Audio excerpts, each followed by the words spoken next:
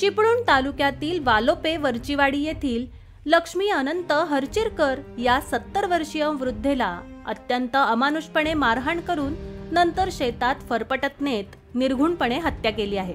त्यानंतर मृतदेह जाळून पुरावा नष्ट करण्याचा अत्यंत धक्कादायक प्रकार शुक्रवारी दुपारी उघडकीस आला। जमिनीच्या वादातून हा खून करण्यात आला असून पुतण्याने हा खून केला असल्याचा संशय मयत वृद्धेच्या मुलाने केला आहे। या प्रकरणी पुतण्याची पत्नी आणि मुलाला चौकशीसाठी चिपळूण पोलीस ठाण्यात बोलावण्यात आले आहे। फरार असलेला संशयित आरोपी प्रकाश हरचिरकर याला शोधण्यासाठी पोलिसांनी 2 पथकं तयार केली असून परिसरातील सीसीटीव्ही फुटेजही तपासण्याचं काम सुरू आहे। मिळालेल्या माहितीनुसार लक्ष्मी हरचिरकर ही वृद्ध महिला आपल्या 2 मुलांबरोबर वालोपे वरचीवाडी येथे राहत होती। सामायिक जमिनीवरून हरचिरकर कुटुंबात गेले अनेक महिने वाद सुरू होते। अनेक वेळा या विषयावरून भांडणे देखील होत होती, परंतु जमिनीचा वाद इतका पराकोटीला जाईल याची कल्पना कोणालाच नव्हती।